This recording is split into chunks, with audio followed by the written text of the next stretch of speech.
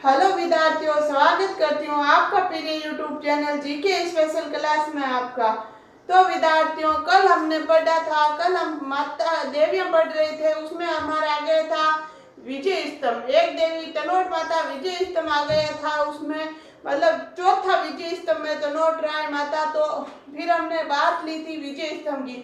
तो पहला विजय स्तंभ तो हमने पढ़ा था बयाना भरतपुर, और आज हम ले रहे हैं दूसरा विजय स्तंभ। कुल विजय स्तंभ चार है। एक तन्नोट राय माता वाला विजय स्तंभ हो गया, पहला हमने कल पढ़ा था।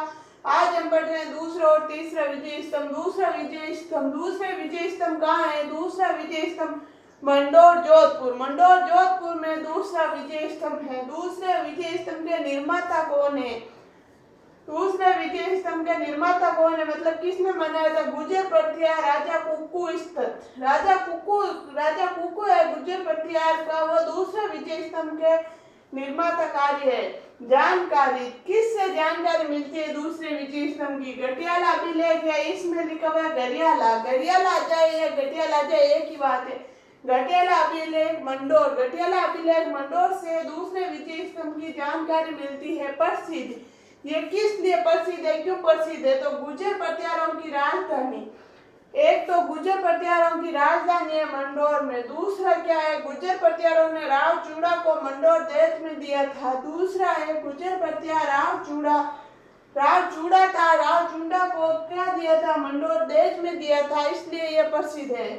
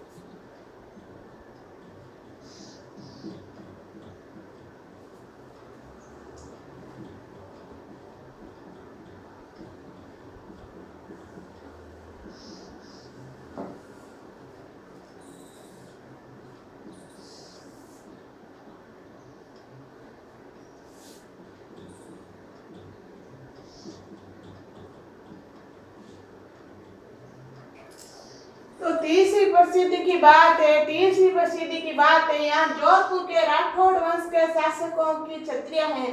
जोधपुर वंश के राठौड़ वंशों की छत्रियां कहाँ है? मंडोर में है। यहाँ 33 करोड़ देवी देवताओं की साल निर्मित है।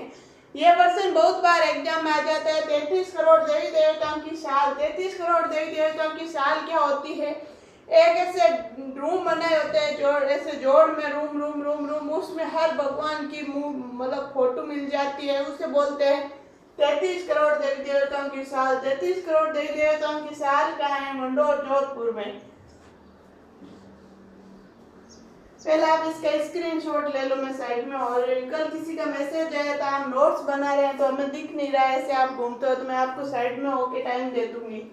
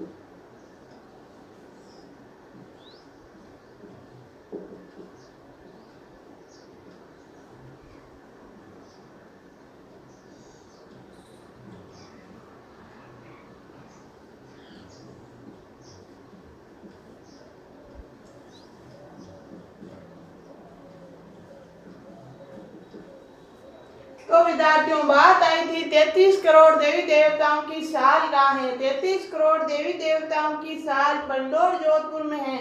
तो उसे रिलेटेड क्वेश्चन आ जाता है। नोट्स की बात है 33 करोड़ देवी देवताओं का मंदिर कहाँ है। साल और मंदिर में फर्क है। 33 करोड़ देवी देवताओं का मंदिर है जूनागढ़, दुर्ग, बीकानेर। बीकानेर का जो जूनागढ़ दुर्ग है उसमें 33 करोड़ देवी देवताओं का मंदिर बना हुआ है। ये भी आप नोट कर लो।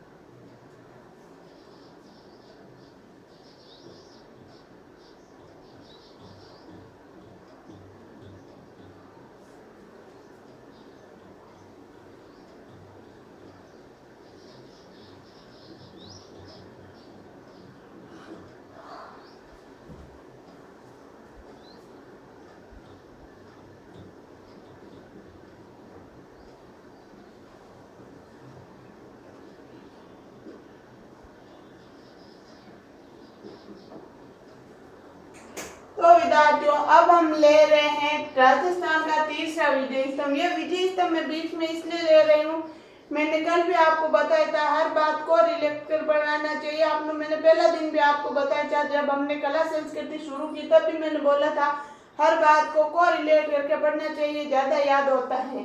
और जब बात आ गई थी तनोट माता में कि विजय ये राजस्थान का चौथा विजय स्तंभ है, तो फिर आपके दिमाग में यह रहता पहला विजय स्तंभ कौन सा है, दूसरा कौन सा है, ये आपको अलग से पढ़ना पड़ता।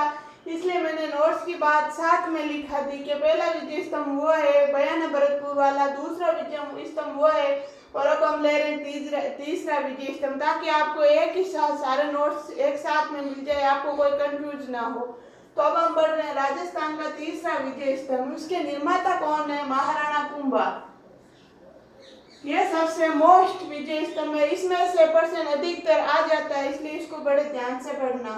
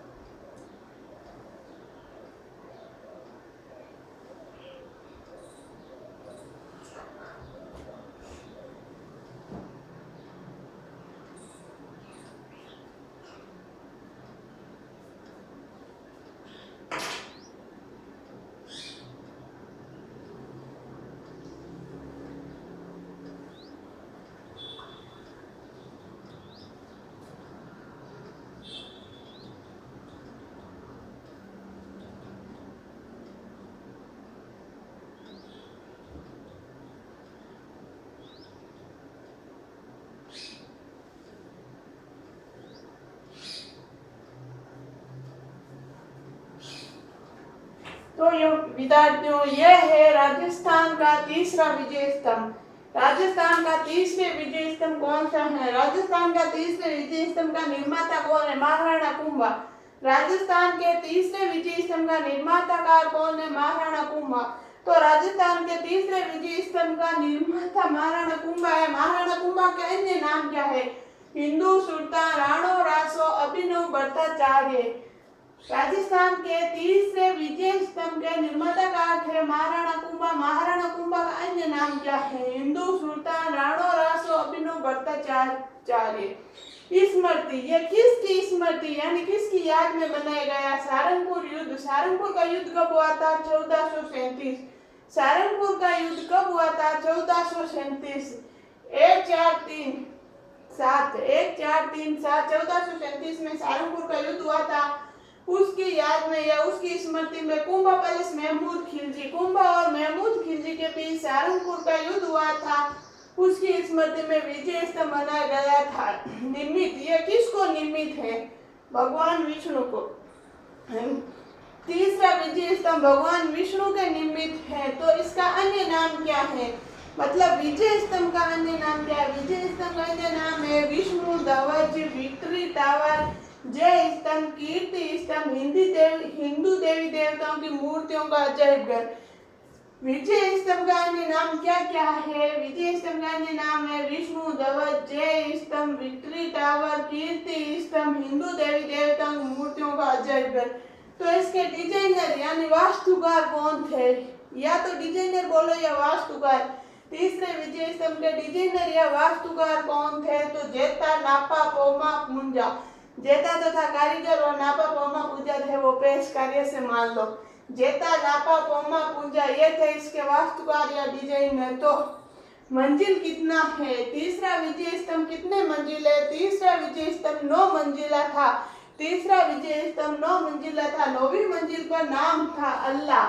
तीसरी मंजिल पे सॉरी यहाँ से गिना जाता नीचे से, तीसरी मंजिल पे नाम था अल्लाह। 9 मंजिला था जिसकी तीसरी मंजिल पे अल्लाह नाम लिखा हुआ था। ऊंचाई, इसकी ऊंचाई कितनी थी? इसकी ऊंचाई 120 फीट थी। सबसे ऊंचा विजय स्तंभ था, इसकी ऊंचाई 120 फीट थी। परसक शक्ति, यह किसकी परसक शक्ति? इसकी परशक्ति क्या है? तो कीर्ति स्तंभ पर शक्ति है। रचनाकार, इसकी परसक शक्ति कौन है? कीर्ति स्तंभ। इसके रचनाकार कौन है? कवि अति व कवि मेष। कवि अत्रि और कवि मेष इसके रचनाकार है। किसके रचनाकार है? इसकी परसक शक्ति है कीर्ति स्तंभ, उसके रचनाकार है। तो लोगो, ये किसका लोगो है? यानी विजय स्तंभ, तीसरा विजय स्तंभ किसका लोगो है? तो माध्यमिक शिक्षा बोर्ड अजमेर। माध्यमिक की शिक्षा बोर्ड अजमेर की जो बुक आती है उन पे इनका लोगो बना हुआ होता है। और राजस्थान पुलिस का भी लोगो ये तीसरा विजय स्तंभ है। तो विद्यार्थियों ये थे चारों विजय स्तंभ। मैंने ये चारों विजय स्तंभ बीच में इसलिए लिए थे ताकि आपको एक ही साथ में मिल जाए, आपको ये भ्रम नहीं रहे ये चौथा कौन सा है, दूसरा कौन सा है, पहला कौन सा है। इसलिए मैंने नोट्स की बात लिखी थी बीच में। अब हम कंटिन्यू ले रहे हैं फिर से देवियां।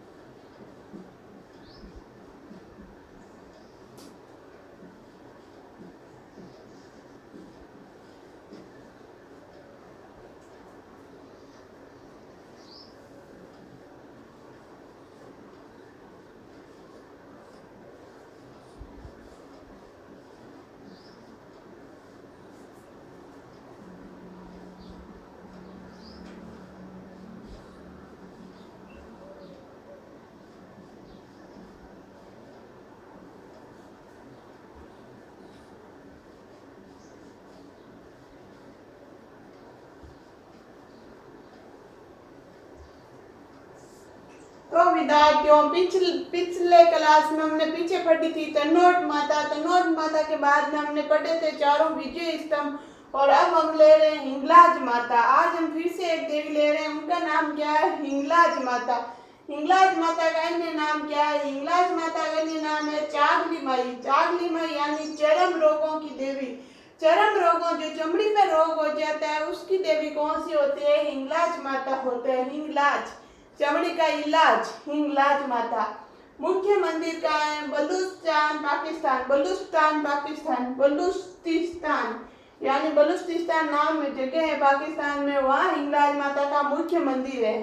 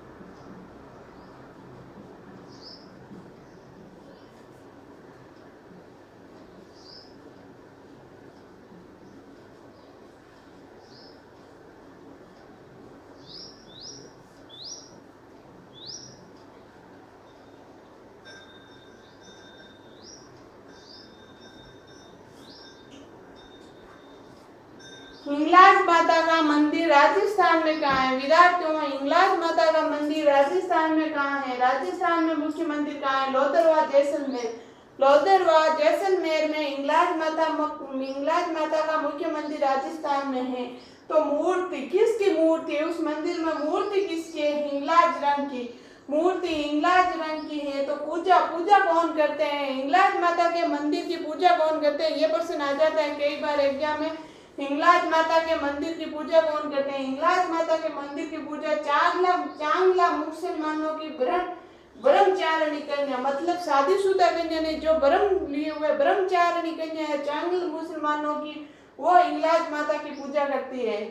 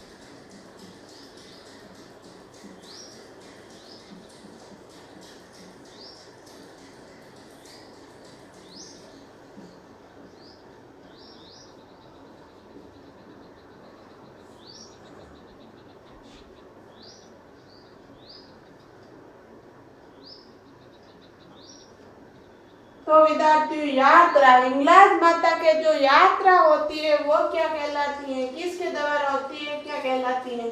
मुस्लिम लोगों के द्वारा हिंगलाज माता की यात्रा होती है वो क्या कहलाती है, नानी जीरो हज। नानी जीरो हज जैसे याद रख लेना, आजकल के बच्चों के सामने नानी जीरो होती है, वो अपनी पंचायती में लगे होते हैं, तो नानी जीरो हज ये कहलाते हैं। हिंगलाज माता की यात्रा है जो कहलाती है। तो अवतार, किसका अवतार माना जाता है हिंगलाज माता, आवड़ माता के रूप में, आवड़ माता के रूप में हिंगलाज माता का अवतार माना जाता है।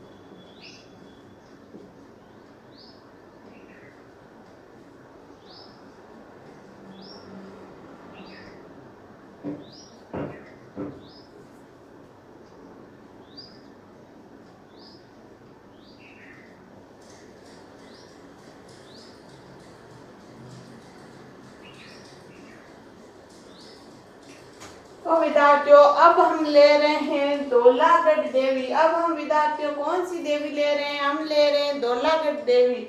धौलागढ़ देवी का मंदिर कहाँ है, धौलागढ़ देवी, धौलागढ़ देवी का मंदिर है अलवर में, प्रॉपर अलवर में धौलागढ़ देवी का मंदिर है। तो इस मंदिर का निर्माता कौन है, धौलागढ़ देवी के मंदिर का निर्माण किसने करवाया था, धौलागढ़ देवी के मंदिर का निर्माण लक्की शाह बंजारा ने करवाया था। बहुत ही लकी बंजारा था, लक्की शाह बंजारा ने धौलागढ़ देवी के मंदिर का निर्माण करवाया। कुल देवी, धौलागढ़ देवी किसकी कुल देवी है, गौड़ ब्राह्मणों की। गौड़ ब्राह्मणों की कुल देवी कौन है, गौड़ ब्राह्मणों की कुल देवी धौलागढ़ देवी गौड़ ब्राह्मणों की कुल देवी है। तो नोट्स की बात आ जाती है, दाजित ब्राह्मणों की कुल देवी कौन है, दाजित, देश से दाजित, देश से दधिमती माता, देश से दाजित, देश से दधिमती माता। दाजित ब्राह्मणों की कुल देवी दधिमती माता कोट मांगलोर नागौर की कुल देवी है, जो दाजित ब्राह्मणों की कुल देवी है दधिमती माता।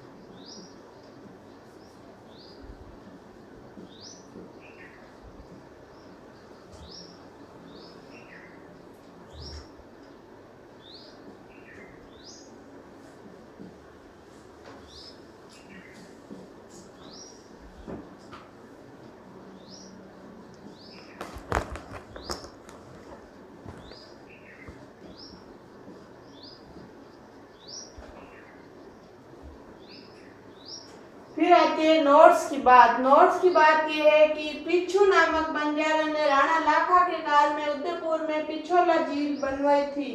पिच्छू नामक बात आई थी लखी बंजारा, पहले अभी लखी बंजारा के आई तो लखी से मिलता जुलता है, ये पिच्छू बंजारा है।